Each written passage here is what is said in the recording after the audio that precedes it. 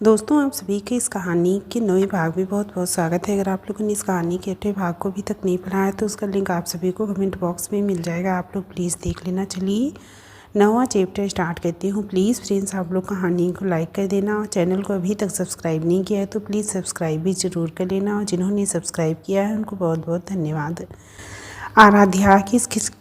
आराध्या की इस खिलखिलाहट में रुद्र खो सा गया था और अचानक से उसने उसके कमर पर हाथ रखकर उसे अपने एकदम पास खींच लिया। आराध्या रुद्र के अचानक इस तरह खींचने से सकपका गई थी, पर रुद्र ने उसके जो भीगे हुए बाल आगे आ गए थे उन्हें अपनी दूसरे हाथ की उंगली उसके गाल पर से लेते हुए पीछे कर दिया था। आराध्या उस एक उंगली की छुअन से ही सिहर उठी थी।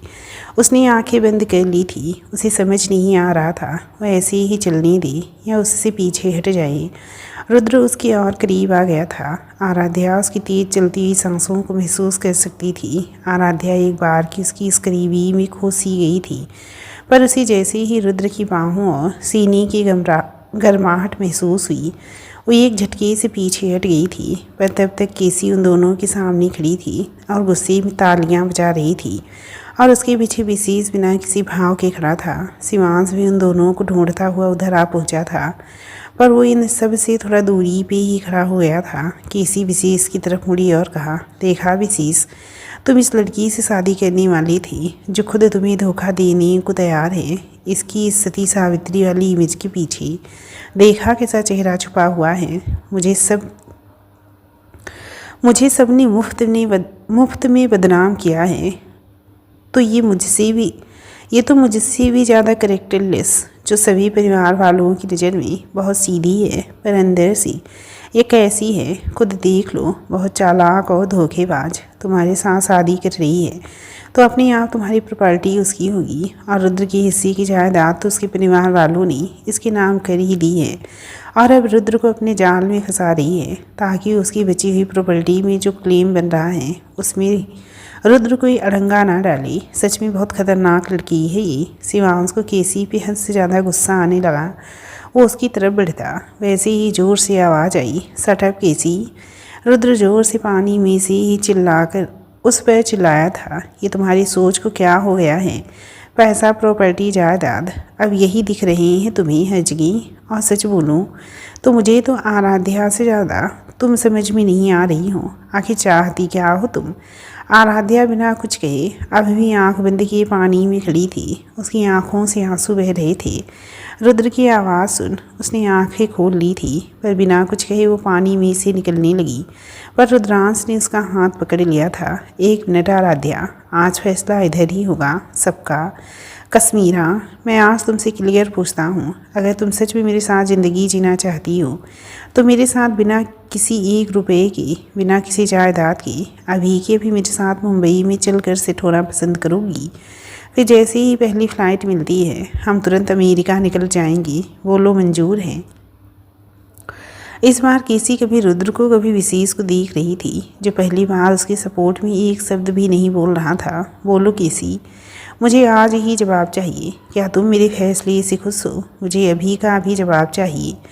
वो घबरा सी गई। उसे समझ नहीं आ रहा था वो क्या कहे, और वो कुछ कहती उससे पहले ही गिरिजा दौड़ते हुए आई। उसकी सांस फूल चुकी थी। वो जोर से चिल्लाकर बोली, भैया।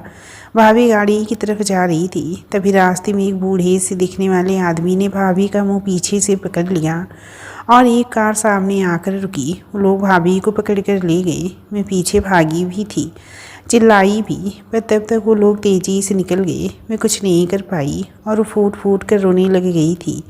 शिवांश और रुद्रांश दोनों हैरानी से गिरिजा की तरफ भागे। आराध्या और विशेष भी ये सुन उसकी तरफ दौड़ पड़ी। सब परेशान से हो उठे थे। इन सब में केसी ने राहत की सांस ली और रुद्र के सवाल का जवाब देने के लिए दिमाग लड़ाने लगी थी। उसे अब भरपूर टाइम मिल गया था। गिरिजा ने उन्हें पूरी बात बताई। वो सब लोग बाहर की तरफ दौड़ पड़े। शिवांश ने भागते भागते अपने पुलिस डिपार्टमेंट में भी फ़ोन घुमा दिया था। बाहर आकर उसने सबूत ढूंढने की कोशिश भी की। गिरिजा ने बताया था उस गाड़ी का कोई नंबर प्लेट नहीं था।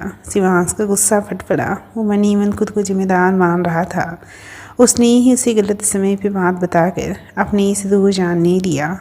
उसकी आंखों से आंसू बह रहे थे पर वो कुछ नहीं कर पा रहा था। रुद्र ने उसके कंधे पे हाथ रख दिया। वो धीरे से बोला, भैया आप चिंता मत करो, वो हमें जल्दी मिल जाएंगी। हम ऐसा कहते हैं जब तक कोई मदद आती आप गिरजा को लेकर गाड़ी में निकलो और मैं आराध्या बाकी टीम के आने के बाद आते हैं। वो लोग अभी ज़्यादा दूर गए नहीं होंगे। शिवांश पहली बार खुद को बेबस महसूस कर रहा था। वो आराध्या को दी इतना ही बोल पाया। वो मुझसे नाराज़ हो गई थी आराध्या, मैंने उसे सच बता दिया था सिर्फ मेरे कारण। वो अकेले बाहर निकल गई। आराध्या को रोना आ गया। वो कुछ बोल नहीं पाई। विशेष ने दुखी होकर उसके कंधे पे हाथ रखा। जीजा जी चिंता मत करो, हम उसे ढूंढ लेंगे। वो वैसे भी आपसे ज़्यादा देर तक नाराज़ नहीं रह सकती। मैं भी आपके साथ चलता हूँ।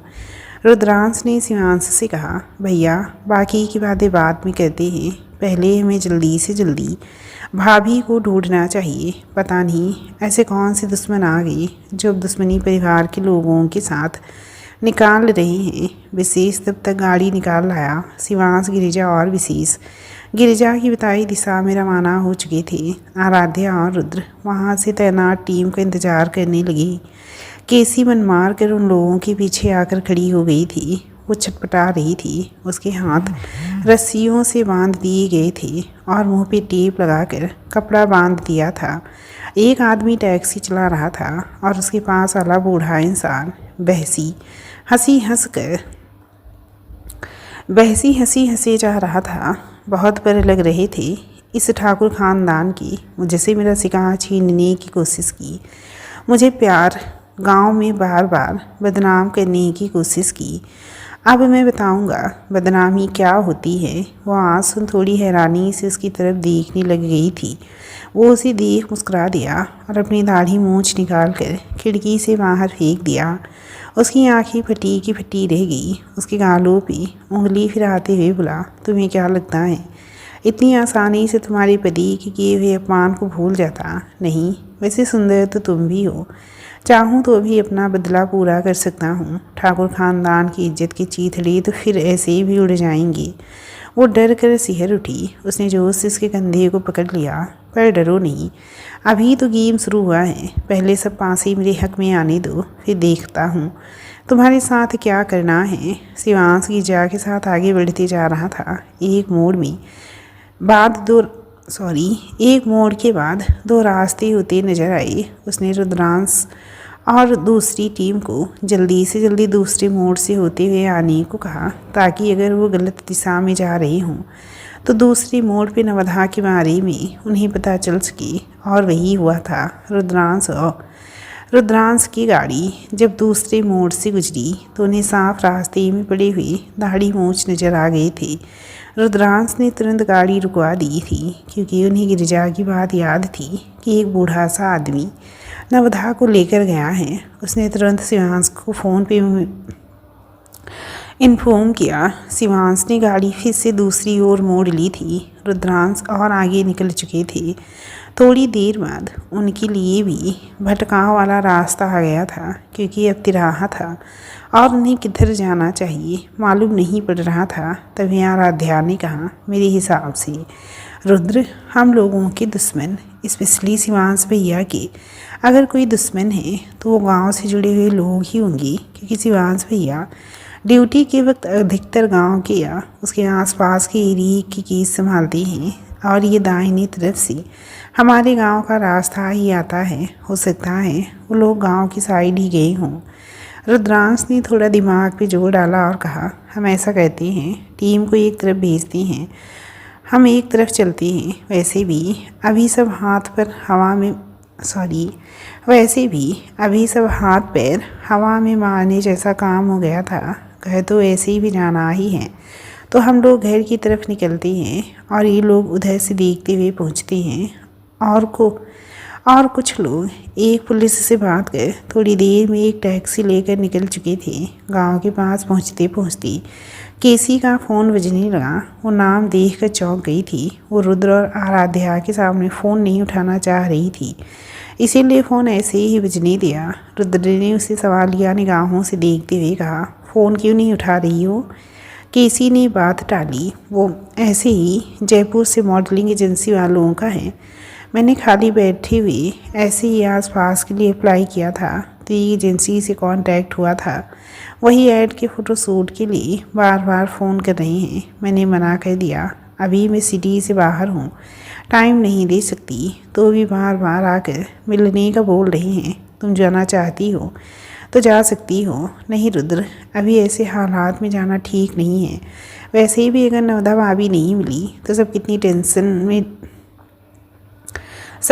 टेंशन लेंगी। पता नहीं ऐसा कौन सा दुश्मन आ गया है तुम्हारी फैमिली का। हालांकि उसे मन ही मन अब ब्रिज पे शक हो रहा था। रुद्र न जाने में ही हंस दिया और उसे ताना मारते हुए बोला, नवदा भाभी से तो तुम चिड़ी हुई थी। वैसे भी उनकी डांस एकेडमी में आग कैसे लगी अभी तक मालूम नहीं पड़ सका है। इस बार केसी बहुत चिढ़ सी गई। तो तुम्हें अभी तक लगता है वो आग मैंने लगाई और मैंने गायब किया तुम्हारी भाभी को? उल्टा उन्होंने मेरी घड़ी चलाई थी। मैंने तो उन्हें कुछ नुकसान भी नहीं पहुंचाया था। तो भी वैसे भी तुम्हारे उस भाई के हजारों दुश्मन हैं। खुद गांव की दूसरी सबसे बड़ी फैमिली वो ब्रिज, उसने तो साफ साफ तुम्हारे परिवार को बर्बाद करने की धमकी दी हुई है। उस पर तो शक नहीं कर रहे हो तुम लोग? सच में मैंने तुम लोगों के साथ ही आकर गलती की है। आराध्या ब्रिज का नाम सुनते ही सोच में पड़ गई थी। वो धीरे से बोली, रुद्र वैसे ही सही कह रही है। हम बाकी के हादसे को छोड़ दें तो शिवांश भैया के पास आज तक इतने क्रिटिकल लोगों की केस आए नहीं हैं जो उनसे जाती दुश्मनी निकाल सके सिवाय ब्रिज के, और वो ऐसा कर भी सकता है। रुद्रांश का चेहरा गुस्से से भर गया। वो लोग गांव पहुंचने वाले थे, पर शिवांश और बाकी के लोगों ने रास्ते में ही डिसाइड कर लिया था वो लोग घर नहीं जाएंगे जब तक कुछ पुख्ता सबूत नहीं मिली, नहीं तो घर वाले और चिंता में पड़ जाएंगे। उन लोगों ने अपने पुराने खेत की तरफ गाड़ी मोड़ ली थी। उस खेत के बीचों बीच एक झोपड़ी बनी हुई थी। वो उसमें चले गए थे और शिवांश का इंतज़ार करने लगे थे। थोड़ी देर में शिवांश, विशेष और गिरिजा भी आ पहुँचे थे। गिरिजा अभी भी रो रही थी। शिवांश बेबस सा बैठ गया था और अपने हाथों में अपने मुंह को छुपा लिया था।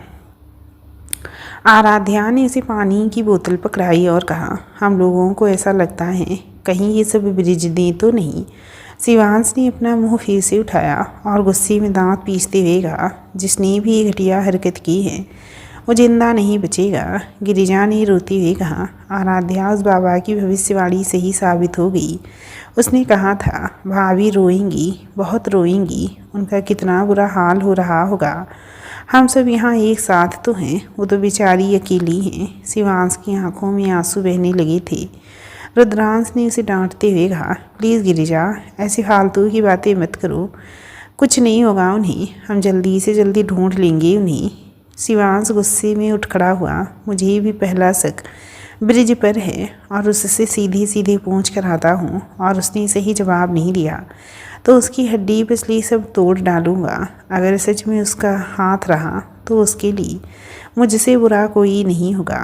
रुद्रांश ने एक बार फिर उसे शांत करवाया और कहा, भैया गुस्से में कदम उठाने से अच्छा हम सोच समझ कर कदम उठाएं। और उसके लिए वो आराध्या की तरफ मुड़ गया। आराध्या, तुम्हें ब्रिज के पास जाना होगा। आराध्या ने सोनी निगाहों से रुद्र को देखा और उसने सिर हिला दिया। विशेष कुछ ज़्यादा सोच नहीं पा रहा था। वो खुद अपनी बहन के लिए निराश बैठा हुआ था। उसे उदास थी कि इसी ने उसे इम्प्रेस करने की सोची और वो बोल पड़ी, उसने मुझसे एक बार कहा था कि मैं उसे आराध्या को लाने में मदद करूं तो वो मेरा कोई भी काम कर देगी। रुद्र ने गुस्से से उसे देखा तो केसी ने बात संभालते हुए कहा, मैंने उसे माफ़ कर दिया था, पर अब जब भाभी खतरे में है तो क्यों ना आराध्या को मैं ही वहाँ लेकर जाऊँ और आराध्या को डील के बदले में नवदा भाभी के बारे में पूछताछ करूँ। तुम कर पाओगी? इस बार शिवांश ने उससे पूछा था। रुद्र ने बीच में कहा, भैया ये बीतू का आइडिया है, हम डायरेक्ट आराध्या को भेज दें और वो उससे पूछेगी, अपने बदले में भाभी को मांगेगी और मुझे पक्का यकीन है वो उसके पास में ही है। जब वो हाथ आ जाएगी तो हमारा एक सीक्रेट ग्रुप आराध्या के साथ रहेगा और टाइम पर हम उसे बचा भी लेंगे। इस बार शिवांश ने उसकी बात को अनसुना करते हुए कहा, केसी तुम जाओगी ब्रिज के पास, सिर्फ तुम, आराध्या को लेकर नहीं, आराध्या की डील लेकर। और उसे एक प्लान समझा दिया था। केसी ने विशेष को एक नज़र देखा जो उम्मीद की नज़र से उसकी तरफ देख रहा था, तो उसने तुरंत हामी बह दी और बिना पीछे देखे ख्याली पुलाव बनाते हुए बाहर निकल गई। रुद्र ने शिवांश से कहा, भैया अब तो मुझे भी केसी पे भरोसा नहीं रहा है, ऐसे में आप उसे भी भेज सकती हैं। मुझे पता नहीं क्यों ऐसा लग रहा है, अगर ब्रिज ने उसे कुछ लालच दे दिया तो वो कहीं भाभी के लिए खतरा न बन जाए। शिवांश ने उससे कहा, हम पुलिस वालों को हर प्लान के साथ साथ एक प्लान और बनाना पड़ता है, और वो मैं बना चुका हूँ। और उसने उन लोगों से कुछ बात की और थोड़ी देर में वो वहाँ से बाहर निकल गया। गिरिजा ने पहली बार रुद्रांश से कहा, भैया आपको क्या मुझे भी उस पर भरोसा नहीं है। वो भाभी के भाई के कुछ ज़्यादा ही क्लोज जाने की कोशिश कर रही है। और ये विशेष की तरफ देख, ये तो आराध्या के लायक बिल्कुल भी नहीं है। इन्हें शायद लड़कियों के साथ टाइम पास करने से मतलब है, फिर चाहे इनकी शादी तय क्यों ना हो गई हो। मैंने खुद ने भाभी के पीछे जाते वक्त इन दोनों को जितना पास देखा मैं बता नहीं सकती। ये दोनों ही आप दोनों को चीट कर रहे हैं। ये लोग आप दोनों के लायक नहीं हैं। विशेष ने अपने बचाव में कुछ नहीं कहा था, पर रुद्र का गुस्सा छलक उठा था। एक बार भाभी मिल जाएं, फिर इस मैटर को भी हमेशा के लिए क्लोज कर दूंगा। ब्रिज एक कोठरी में बैठा हुआ था। सामने नवधा आधी बेहोश सी जमीन पर पड़ी थी। तभी केसी का फ़ोन बज उठा। ब्रिज ने गुस्से में फ़ोन उठाया और कहा, कहाँ मर गई थी तुम? तो वैसे के पीछे किसी को भी धोखा दे सकती है ना। तमीज़ से बात करो, तुम कोई दूध की धुले नहीं हुई हो। मुझे तुमसे ज़रूरी बात करनी है, बस इतना बताओ कहाँ मिलोगी। एक बार तो ब्रिज के अंदर गुस्से की लहर उठी। फिर खुद को शांत करते हुए उसने कहा, मेरे खेत के पास वाली पगडंडी के पास एक कच्चा घर बना हुआ है, वहाँ पर आ जाना। थोड़ी देर में मैं भी वहीं पहुँचता हूँ। केसी अंदर आ गई थी और ब्रिज ने अंदर आते ही गुस्से में उस पर पिस्तौल तान दी थी। वो गुस्से में गुर्राते हुए बोला, मैंने तो कर रहा है, तेरी जैसी लड़की को भी ख़त्म कर दूँ। मुझे काट रही है तू, क्योंकि अब दूसरा मुर्गा मिल गया है फंसाने को। तेरी तो कहानी आज एक काम ख़त्म कर डालता हूँ। केसी एक बार की घबराई और फिर तुरंत बोल पड़ी, मेरे पास तुम्हारे लिए एक सौदा है, ध्यान से सुन। देख, मुझे न शिवांश ने ही भेजा है तुम्हारे पास, और तो सच कह रहा है, मुझे अब रुद्र में कोई इंटरेस्ट नहीं रहा। स्टार्टिंग से ही गलत आदमी को चुन लिया था मैंने, पर मुझे मालूम है मुझे रुद्र चाहिए या नहीं। वो अलग बात है, पर तुझे आराध्या चाहिए किसी भी कीमत पर, है ना? तो तू उस शिवांश की वकील बनकर आई है। क्यों भेजा उसने तुझे मेरे पास? इतनी भोली मत बनो, मुझे भी पता है उसकी पत्नी का किडनैप तुमने ही किया है, और उसे भी तुम पर ही शक है। इसीलिए वो तो मुझे आराध्या सौंप देंगे कि डील पर भेजा है। पर मुझे पता है इस ठाकुर परिवार के कारण मेरी भी बहुत इंसल्ट हुई है, और तुम्हारी भी। तो मैं क्या सोच रही हूँ पता है? ऐसा एक खेल जिसमें हम दोनों के अपमान का बदला भी पूरा होगा, और मुझे विशेष की नज़रों में अच्छा बनने का मौका भी मिलेगा, और तुम्हें तुम्हारी आराध्या।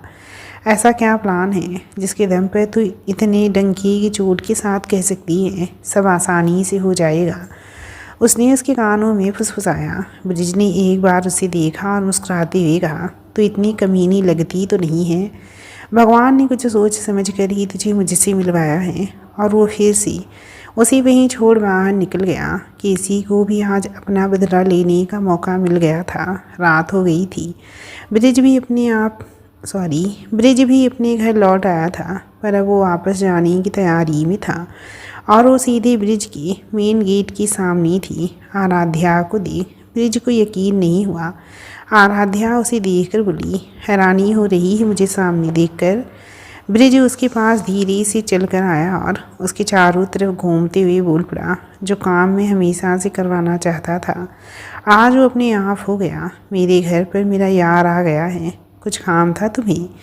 नवधा भाभी कहाँ हैं? ब्रिज ने चौंकने का नाटक किया और कहा, किसके साथ भाग गई ठाकुर खानदान की बहू?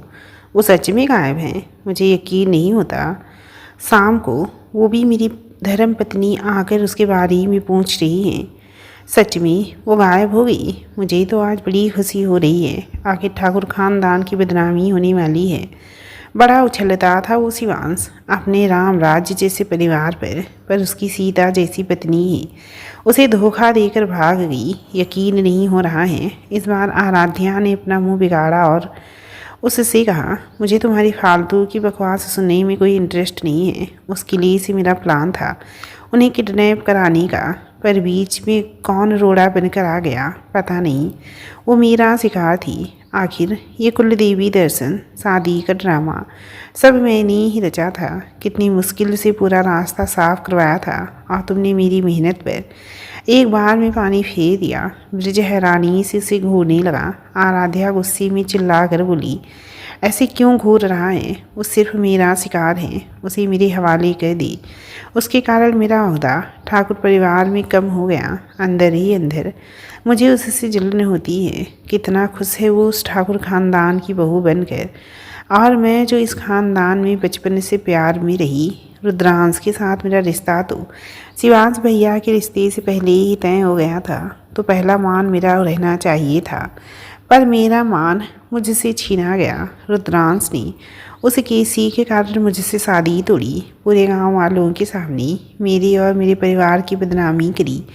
मेरी माँ कितना रोई थी उस दिन। मैंने सोचा तुमसे शादी के लिए हाँ करूँगी तो रुद्र जलकर मुझसे शादी के लिए हाँ कर देगा, पर नहीं हुआ। केसी ने अनजाने में तुमसे मेरी शादी नहीं होने दी। पर शिवांश भैया से भी ज़्यादा उस किडनैपिंग के नाटक में मेरा हाथ था। मैंने ही सब बदनामी का चाल बुना था, और मैं ही जानबूझकर विशेष के करीब आई ताकि मुझे भाभी के परिवार तक पहुंचने का मौका मिल सके। पर अफसोस यहाँ भी केसी पहले से ही मेरा प्लान ख़राब करने के लिए बैठ गई है। पर मुझे उससे कोई मतलब नहीं। मुझे सिर्फ मेरा रुद्र चाहिए, जो बचपन से सिर्फ मेरा था, और मेरे साथ हुए अपमान का बदला चाहिए पूरे ठाकुर खानदान से। इसीलिए शांति से कहती हूँ, नवदा ठाकुर को मेरे हवाले कर दो। ब्रिज ने एक बार दिमाग में सल डाले और फिर कहा, मैं तुम्हारी बातों पे यकीन कैसे कर लूँ? और मेरे पास नवदा नहीं देता तुझे तो तू क्या कर लेगी? इस बार आराध्या ने आंखें बंद की और ब्रिज के सामने बंदूक तान दी थी। मैंने कहा, मुझे वो चाहिए, और यकीन की बात करता है तो देख। और उसने एक आवाज़ लगाई, मामा जी।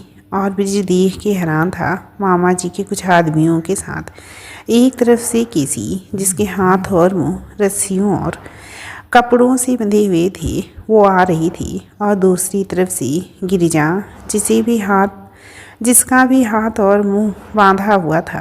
आराध्या ने इसकी तरफ देखकर कहा, केसी जैसे ही तुम्हारे खेत की तरफ से निकली मेरी गिरफ्त में आ गई,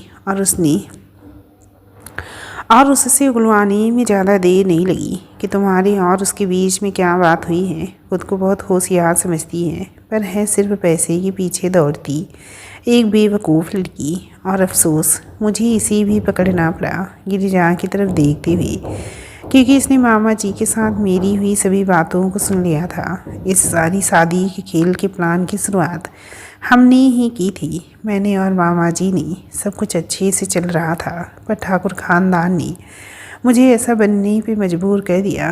वैसे तुम दोनों का प्लान अच्छा है नवधा की बदनामी के बारे में, पर अफसोस मुझे तुम्हारे प्लान में इंटरेस्ट नहीं, क्योंकि मैंने उससे भी बड़ा प्लान तैयार कर रखा है। तो अब मुझे बताओगी वो कहाँ है, या तुम्हारा खेल इधर ही ख़त्म कर दूँ? पहली बार ब्रिज आराध्या के ऐसे रूप को देख रहा था। उसने आराध्या के बारे में सपने में भी ऐसा नहीं सोचा था, पर उसे आराध्या पर एक शक अब भी था कि हो सकता है वो नाटक कर रही हो। इसीलिए उसने अपना अगला पैतरा खिला। मान लिया तुम सच कह रही हो, मैं तुम्हें नवधा को दे देता हूँ, पर बदले में मुझे क्या मिलेगा? वैसे तो तू कुछ देने के लायक नहीं, पर आज नवधा के बदले में मांग ली, जो चाहिए दे दूंगी। उसने गिरिजा की तरफ इशारा किया, जो खुद एकदम बुत बनकर खड़ी थी। उसकी आंखों में भी हैरानी और दुख के भाव झलक रहे थे। आराध्या उसे कुछ देर देखती रही। ब्रिज ने उसके भावों को पढ़ने की कोशिश की, पर तब तक आराध्या ने गिरिजा, जो उसकी तरफ धक्का दे दिया। ब्रिज हैरानी से देखता रह गया। गिरिजा बंधन से छूटने के लिए बुरी तरह छटपटाने लगी थी। वो गिरिजा की तरफ बढ़ता उससे पहले आराध्या ने उस पर बंदूक फिर से तान दी थी। पहले नवधा वो कुछ समझ नहीं पा रहा था। उसे आराध्या को पाना क्यों था। उसका सीधापन देख कि वो एक बार ऐसी लड़की का फ़ायदा उठाना चाहता था जो संस्कारों से भरी हो। पर यहाँ तो आज आराध्या अपना अलग ही रूप दिखा रही थी। उसके मन में अब भी शक था, इसीलिए उसने मन ही मन एक चाल चली। ब्रिज ने उससे कहा, तुम नवधा को हासिल करना चाहती हो, ठीक है, मैं उसे दे दूँगा और बदले में तुम मुझे ठाकुर ख़ानदान की बेटी भी दे रही हो तो ठीक है। आज पहले मैं इसके साथ फेरी लूँगा और फिर तुम्हें नवधा को सौंप दूँगा। आराध्या ने उसे घूरा और थोड़ी देर सोचने के बाद उससे कहा, पहले मुझे उसके पास लेकर चलो, फिर वहीं जैसे तुम्हारी मर्जी हो वैसा कर लेना। ब्रिज के दिमाग में अभी भी कुछ न कुछ चल रहा था। वो आगे आगे चलने लगा और पीछे पीछे वो अपने आदमियों को केसी, गिरिजा और मामा जी के साथ। ब्रिज ने चलते चलते मामा जी से कहा, अगर आपका परिवार सच में ठाकुर ख़ानदान से बदला लेना चाहता था तो आप लोगों ने गांव में पंचायत क्यों नहीं बिठाई। हो सकता है फैसला आराध्या के पक्ष में ही होता तो रुद्र के मुंह पर तो एक तमाचा ऐसे ही पड़ जाता। इस बार फिर से आराध्या ने कहा, कारण साफ है, मुझे रुद्र का प्यार चाहिए, ना कि उसकी नफरत। पर साथ ही साथ उस परिवार की गांव में जो इज्जत है, जो शान शौकत है, वो भी नहीं खोना चाहती थी। आखिरकार बचपन से उसके हर शौक़ पूरे होते देखे थे।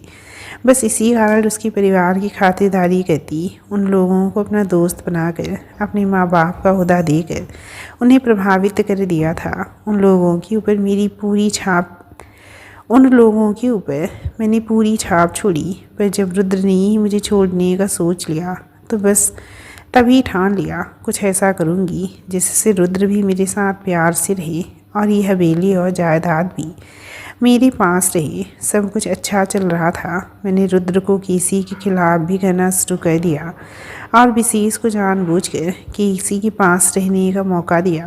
पर अफसोस, आज सब बाजियाँ मेरे हाथ में थी। मैं नवधा भाभी को किडनैप कर उनको रास्ते से हटाकर पूरा नाम केसी पे डालना चाहती थी। मैंने तो सब सबूत भी तैयार कर रखे थे, हमेशा के जैसे, ताकि वो हमेशा के लिए रुद्र की नज़रों में गिर जाएं और रुद्र हमेशा के लिए मेरे पास आ जाए।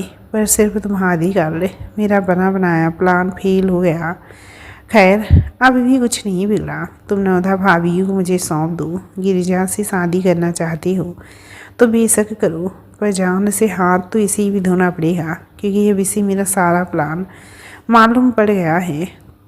तो तुम्हें मैं सिर्फ इसे 2 दिन के लिए सौंप सकती हूँ, उससे ज़्यादा दिन नहीं। फिर इसकी भी इस दुनिया से विदाई हो जाएगी। ब्रिज उसकी बातों को सुन बार बार खुद को इस भ्रम से निकालने की कोशिश कर रहा था कि आराध्या ऐसा नहीं कर सकती। वो अंदर ही अंदर इतनी खतरनाक निकलेगी, उसे पता नहीं था। वो लोग उसके घर के पीछे की साइड की थोड़ी टेढ़ी मेढ़ी अंधेरी गलियों से होते हुए एक पुरानी झोपड़ी में आ गए थे। वहाँ पहले से ही बहुत सारे लट्ठ तैनात थे। वो झोपड़ी ऐसी जगह थी जहाँ सच में आसानी से कोई नहीं जा पाता था, क्योंकि सबसे आखिर की गली के आगे बहुत सी लंबी लंबी झाड़ियाँ थीं और आजू बाजू को छोड़ उसे बीच में से पूरा साफ करवाया हुआ था। और अगर कोई गलती से भी वहाँ आ भी जाए तो लट्ठित उन्हें आगे बढ़ने का मौका ही नहीं देते थे। ब्रिज पहली बार अपनी उस जगह पर किसी को लेकर आया था और उसने ताला खोलने का इशारा किया। ताला खुला और अंधेरी झोपड़ी में वो लोग घुस गए थे। झोपड़ी अंदर से अच्छी बनी हुई थी और उसे वो दिख गई जिसे वो ढूंढ रही थी। वो बेहोश थी, उसके हाथ पैर अब भी कसकर बंधे हुए थे। तभी किसी का फ़ोन बजने लगा था। आराध्या के पास इसका फ़ोन था। आराध्या ने उसे घूरा और उसके मुंह से पट्टी निकालने से पहले उसे धमकाया, देखो रुद्र का फ़ोन है, उसे वही कहना जो कहा है, नहीं तो आज तुम्हारी लाश इन दोनों से पहले पड़ी रहेगी। ब्रिज अब बहुत ज़्यादा हैरान हो गया था। वो हर कदम पर आराध्या को चेक कर रहा था। इस कारण वो उसे जानबूझकर नवधा के पास भी लाया था ताकि वो देख सके अब पुलिस शायद इसके पीछे आएगी, पर उसे तो वो और ज़्यादा हैरत में डाल रही थी। आखिर क्या है आराध्या के दिलो दिमाग में। रुद्र का कॉल देखकर आराध्या ने इसे धमकी तो दे दी, पर अब केसी अपना दिमाग लगा रही थी वो रुद्र को आराध्या के बारे में कैसे बताई। आराध्या ने फ़ोन स्पीकर पर कह दिया और केसी के मुंह से कपड़ा हटा दिया। कहाँ हो केसी?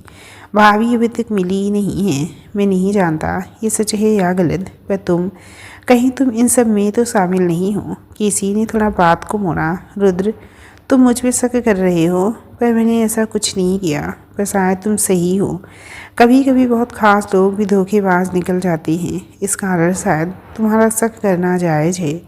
आराध्या ने इसकी तरफ बंदूक तान दी थी। केसी डर सी गई और तुरंत आराध्या के कहे अनुसार बोल पड़ी। रुद्र, अब मैं इन सब से बोर हो गई हूँ। हर बार मुझे ये जिम्मेदार ठहराया जाता है। इस कारण थोड़े दिनों के लिए मैं तुम सब से थोड़ा दूर रहना चाहती हूँ। जल्दी ही वापस आ जाऊँगी। पर नवधा भाभी को मैंने किडनैप नहीं किया है, रुद्रांश ने कहा। पर तुम मेरे परिवार से हमेशा से चिढ़ती आई हो और ऐसे हालात में अचानक से सिर्फ तुम गायब हुई हो तो शक तो तुम पर ही जा रहा है। केसी ने फिर से कहा, अगर तुम्हें फिर भी मुझ पर शक है तो मैं कुछ नहीं कर सकती। मैंने बहुत सी गलतियां ज़रूर की हैं, पर मैं तुम्हारे परिवार में एक जगह पाना चाहती थी, पर मैं इतनी गिरी हरकत कभी नहीं कर सकती। फिर भी नहीं विश्वास है तो अब तुम मुझे ढूंढकर खुद हकीकत मालूम करो। आराध्या ने बीच में ही फ़ोन काट दिया। आराध्या ने इसे झिड़कते हुए कहा, तुम कुछ ज़्यादा ही नहीं बोल रही? उससे इतनी लंबी बात करने को नहीं कहा था तुम्हें। ब्रिज अब जोर से हंस पड़ा। वाह आराध्या, मान गए तुम्हें। ठाकुर खानदान का सबसे बड़ा हितैषी भी उसका सबसे बड़ा दुश्मन निकला। पर तुम्हें नहीं लगता कि इसी कभी न कभी तो सच उगलेगी? तब क्या कर लोगी तुम? आराध्या ने सिर में सर डाले और उसे घूरते हुए कहा, मैंने कहा ना, जब तक ये सच बताएगी तब तक रुद्र इसकी किसी बात पर यकीन करना छोड़ देगा, क्योंकि अब अगला दांव मैंने सोच लिया है। और उसने अपने आदमियों को इशारा किया। वो नवधा के पास आने वाली थी, तभी ब्रिज बीच में आ गया। आराध्या, वैसे ही तो मेरा पागलपन तुम्हारे लिए था। मैं तुम्हें पाना चाहता था, पर अब तुमसे मन खट्टा हो गया है, ना जाने क्यों। आराध्या ने उसे घूरा और कहा, क्योंकि तुम जैसे कमीने को भोली भाली लड़कियों की ज़िंदगी ख़राब करने में ज़्यादा मज़ा आता है ना? तुम सही हो सकती हो, पर अब बात ये है कि नवधा को मैं तुम्हें सौंप देता हूँ, पर तुम्हें गिरिजा चाहिए। वो तुम्हें दे दी है, मुझे वो नहीं चाहिए, क्योंकि वो ज़िंदगी है मेरे साथ थोड़ी ही रहेगी। उसे तो तुम मारने वाली हो। तो तुम क्या चाहती हो? शिवांश से बदला? उसने मेरे साथ जो किया, जो बदनामी उसने शादी में की, बस तभी से इसके लिए नफरत भर गई है। अब ऐसा लगता है कि एक बार उसकी इज्जत को मिट्टी में मिला दूँ तो बस फिर मेरी मन्नत पूरी हो जाएगी। तुम्हें गिरजा के साथ जो करना है कर सकते हो, बस तुम्हें गिरिजा के साथ जो करना हो कर सकती हो। बस आज की रात नवधा को इधर रहने दो। कल सुबह उसे तुम्हारे हवाले कर दूंगा। गिरिजा को गुस्सा आ रहा था, पर आराध्या ने एक बार फिर सोचना शुरू कर दिया। उसने ब्रिज से कहा, तुम बड़े हरामखोर हो ब्रिज, पर मुझे उससे कोई मतलब नहीं। उसने अपनी घड़ी देखी और फिर से कहा, 11 बज रहे हैं, मुझे सुबह 4 बजे ये चाहिए। बोलो मंजूर है? गिरिजा की आंखों से आंसू बहने लगे। वो कुछ नहीं कर पा रही थी, पर वो पूरी ताकत लगाकर अपने आप को छुड़ाने की कोशिश करने लग गई थी। ब्रिज गिरिजा के पास आया और बोला, अब तुम्हारी बेस्ट फ्रेंड ही ये डील कर रही है, तो मेरी कोई गलती नहीं है। तुम बताओ क्या करना है, तुम या तुम्हारी भाभी? गिरिजा ने जितना हो सके उतनी हकारत से उसे घूरा और ब्रिज ने आराध्या को खुद को अकेले छोड़ने को कहा। आराध्या ने एक पल नवधा को देखा। ब्रिज अभी भी उसकी आंखों के भाव पढ़ने के लिए आराध्या की तरफ लगातार देखने लगा था, पर ये क्या, वो बिना रिएक्ट किए अपने आदमियों के साथ जो गिरिजा और केसी को पकड़े हुए थे उनके साथ बाहर निकलने लगी। तभी बाहर से गोलियों की आवाज़ आई और साथ ही रुद्र और शिवांश अंदर दौड़ते हुए आए। ब्रिज ने एक झटके में अपने पॉकेट से बंदूक निकाल ली थी। उसने आराध्या की तरफ फिर से देखा और उसी फिर निराशा हाथ लगी। आराध्या के हाथ में अब कोई बंदूक नहीं थी। आराध्या ने झट से शिवांश और रुद्रांश को देखा और कहा, अच्छा हुआ आप दोनों यहाँ आ गए। एक पल को ब्रिज खुद को बेवकूफ़ समझने लगा था, पर फिर से वो चौंक गया था। देखो, इस ब्रिज ने नवधा भाभी, गिरिजा और केसी तीनों को पकड़ लिया। मुझे अभी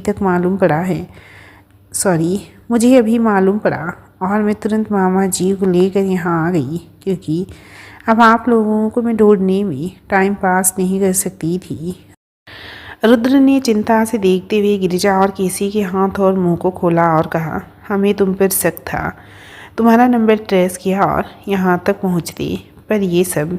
शिवांश तुरंत नवधा के पास भाग कर गया और उसे होश में लाने की कोशिश करने लगा था। केसी ने मुँह खोलते ही तुरंत कहा, रुद्र ये गलत कर रही है, हमें ब्रिज ने नहीं, इसने ही किडनैप किया था। क्यों गिरिजा, आज तो तुम बताओ मैं सही कह रही हूँ या नहीं। और तो और इसने गिरिजा और नवधा का सौदा भी इस ब्रिज से किया था। रुद्रांश ने गुस्से में गिरिजा की तरफ देखा और पहली बार गिरिजा आराध्या के खिलाफ कह रही थी, भैया ये सच कह रही है, आराध्या ऐसी होगी।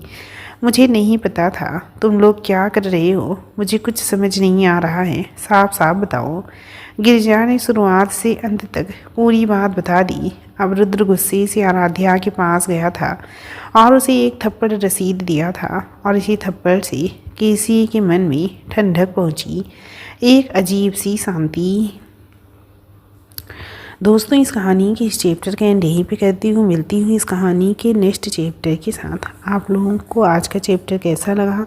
अच्छा लगा हो तो प्लीज़ कहानी को लाइक कर देना, चैनल को सब्सक्राइब कर लेना और प्लीज़ कमेंट करके भी ज़रूर बता देना कि आप लोगों को आज का चैप्टर कैसा लगा। चलिए मिलती हूँ नेक्स्ट चैप्टर के साथ, तब तक के लिए नमस्कार।